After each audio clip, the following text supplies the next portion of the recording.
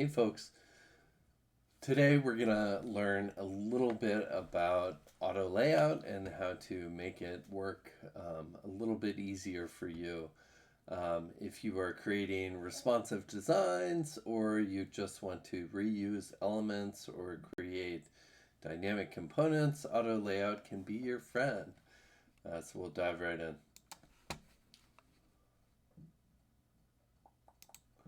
All right. So in previous tutorials, I created this wonderful little button, and we will make it into a card, which we can scale and kind of reuse and add to other auto layouts. So here you go. We have our little button here, and so in this card component style that we're going to do here, I'm going to have a couple things going on. I'm going to have an image.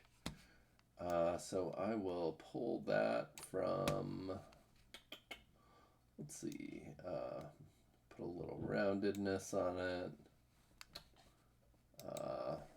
kind of make it mirror my other styles here with 4.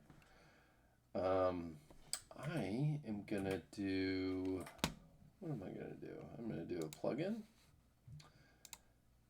So I'm going to pull Unsplash, and let's see if there are any animals here. Look at that cool animal. Got that bear there. All right. And then, all right, so we're going to have our core image here. Make that a little large. And then our call to action button is going to be right there. And then we're going to make a card title.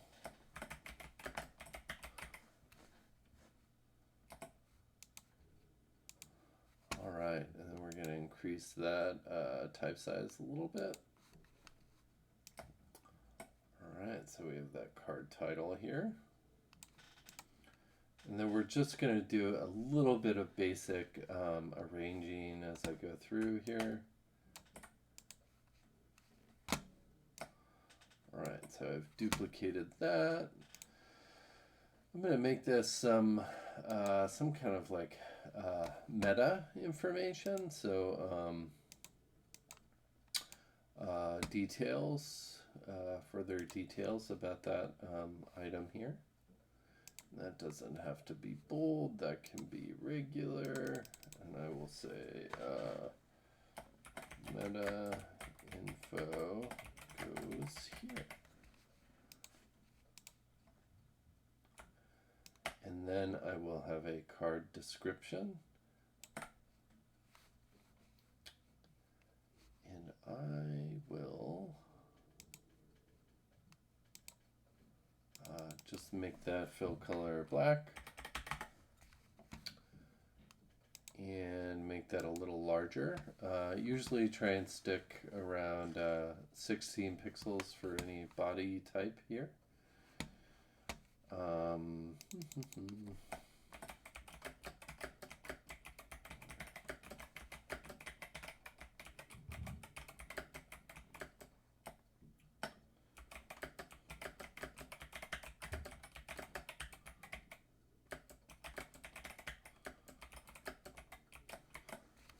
Right.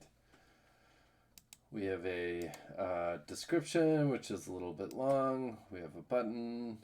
We'll put this meta a little bit closer to the title.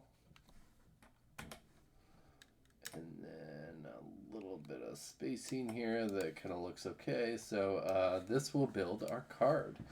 So let me show you where the magic happens here. So if I'm on a Mac, if I hold Control Shift A, so normally Shift A would create an auto layout. Control Shift A creates a smart auto layout that tries to figure out logical groupings and does all that work for you. So Control Shift A. So you can see here we have multiple auto layouts here. So we have a frame inside for card title and meta info. So I'll say title plus meta. All right, and then the card content is framed itself. So I'll say card content. And then the button exists within that area. And then the surrounding frame for the card. So I can do card content plus button. And then I will say card image in case I want to change that later if I don't like that bare photo. And then I will call this my card. And I will make this into a component after I do a couple more things to it. All right. So in order to kind of see what I'm doing and allow this to kind of live dynamically here, I will take my card that is auto layout, and I will say that I want my iPhone frame to actually be an auto layout. So I'm going to do Shift A. And so everything kind of sits nicely within this space. In my frame, I'm going to give it a little bit of padding for my app so I don't have to worry about all that. I'm going to say 32, 32. All right, and so things are shaking out nicely. Space between 32. All right, so we have our nice card here.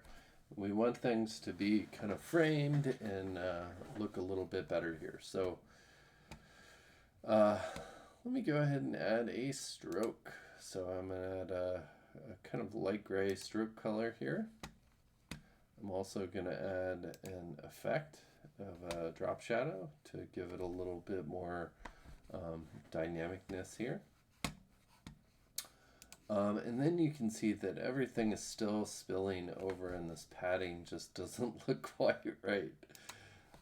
So I'm going to say that this, instead of being a fixed width, will be fill container. So it'll fill the parent container that I have here. All right, and I want my bare image to fill the width of the container, but maintain a fixed height. So I did fill width. All right, that's looking pretty good. I'm going to go ahead and put my rounded edge on here of 4, so it matches my image above.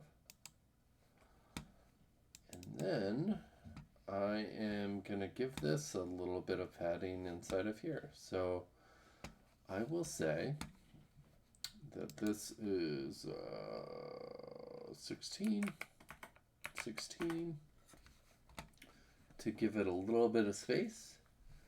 And then I will go back and I will adjust the space between to be 0 in that main card. So that way I just rely on what's inside of that card and nothing else. All right, so I have a really good looking card here that I can make into a primary component. But before I do that, I want to figure out how this thing moves. So I'm going to pull out a desktop, and I'm going to say this will be a MacBook Pro, and I will make a copy. So I'm going to hold Alt and then click and drag. You can also do that by doing Command D to duplicate. All right, and I'm going to see how this thing grows and shrinks. This is looking actually really good. So this is doing everything I need it to do. It's rolling my meta info. It is rolling my description and growing appropriately. So this is a wonderful little card that I have here. So I'm going to go ahead and make that into a component. And you do that by doing create component. All right, so I have my card component, and then what do? I move it to my components page, and then you'll be able to see I'm starting to build out a nice little library of components here. So I have my card, and then I have my button. So let's pull these things in.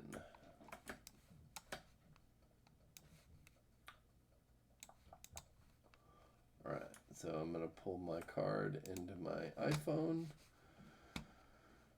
and then see what that looks like. So you can see it in my assets panel now. I've dropped my card in there and it grows and stretches. All right, so that's how to create a little bit more complicated auto layout components. And before I leave, I'm going to show you a little bit of what's going on the inside here. All right, so within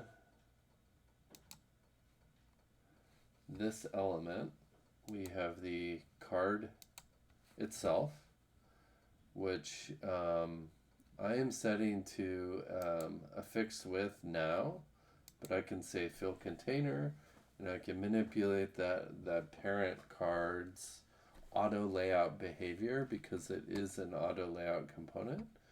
The height is set to hug, so it'll always be as tall as the content within.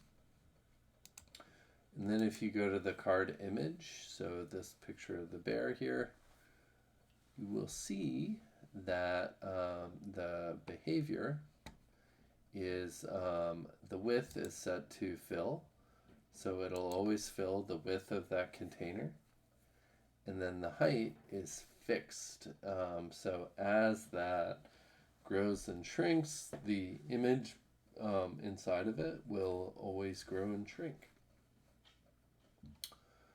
And then if I go to card content and button, we will see some things that are going on here. So this is a vertical layout, so it's stacking the items within in a vertical manner. And if you ever want to rearrange some stuff, you can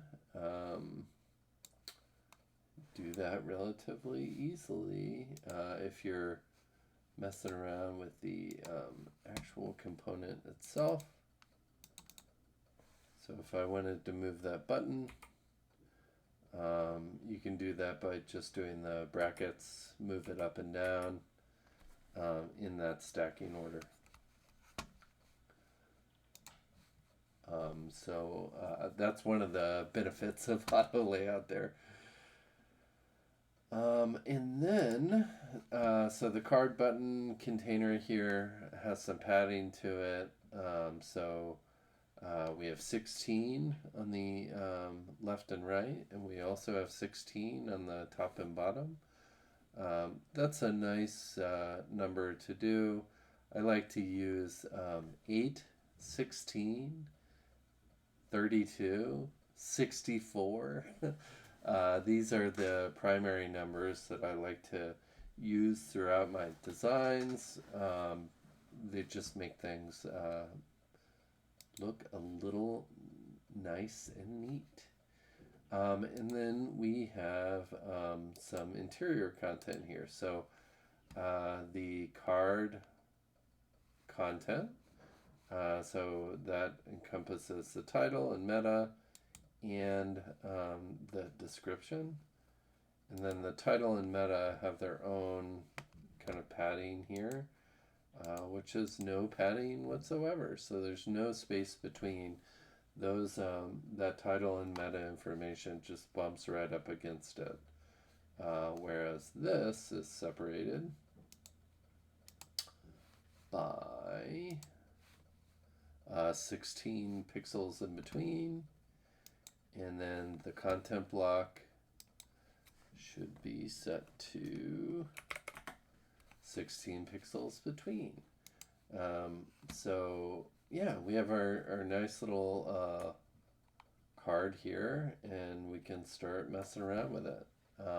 And I will do that in the next video.